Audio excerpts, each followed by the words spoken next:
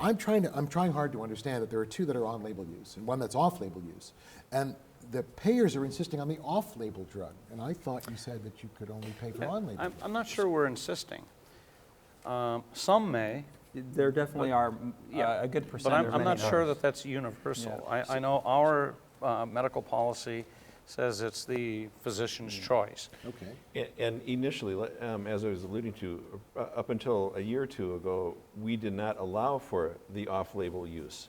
And so we have allowed that just because the physician community came to us and said, we want to use this.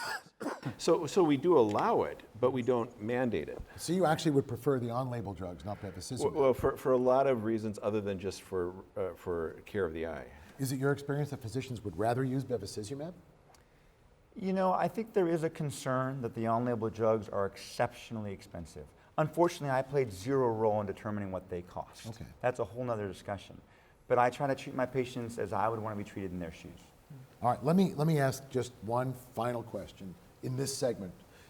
Given the choice of the two on-label drugs or bevacizumab for your vision, which would you pick?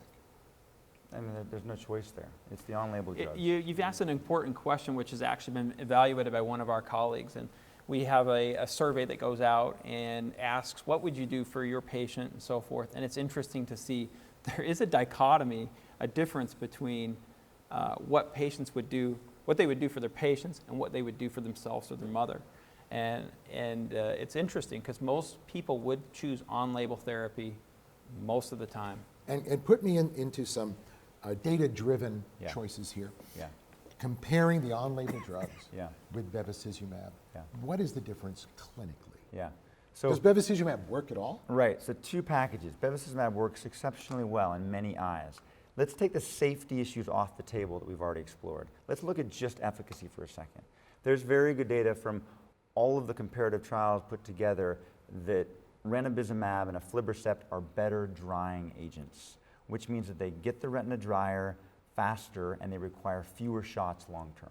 Okay. With diabetes, in fact, in the DRCR.net protocol T, that showed within the first year a substantial vision effect when patients were 20/40 or worse. When they were treated with aflibercept, they were more likely to recover their vision over that time period. Okay. And as a patient, it's, you know, I want to see as well as I can, as quickly as I can. And you know, that evidence is restricted to diabetes, but we also see that within our patients in the clinic in AMD.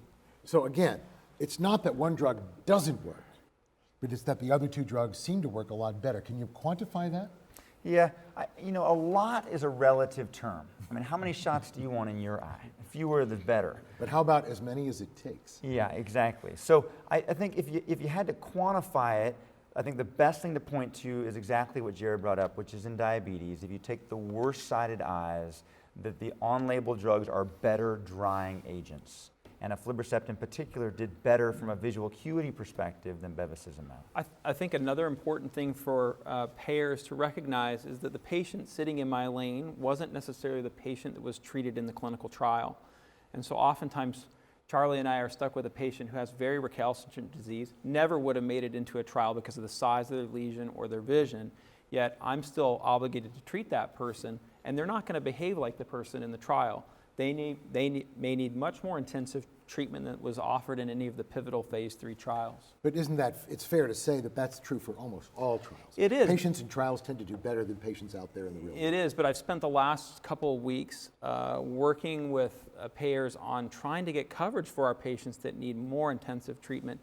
And when I hear an argument back to the clinical trial, I always get frustrated as a clinician because I'm not dealing with the clinical trial, I'm dealing with the patient right in front of me. You know, we might be looking at this backwards. A lot of times we're, at least in mine, it sounds like it's not true for either of your practices, your payer systems, but in ours we're often forced to start with bevacizumab, whether we like it or not. And then we can switch to an on-label drug if you're getting suboptimal outcomes. If you look at AMD, that's totally backwards. We should get these eyes dry with the best drug possible and then talk about long-term maintenance with a drug that may not be as good. It's the stuff up front that matters the most. So it's those patients who are at risk of losing their vision right now, catastrophically, that you want to hit with the big expensive gun right now. In my thought process, yes.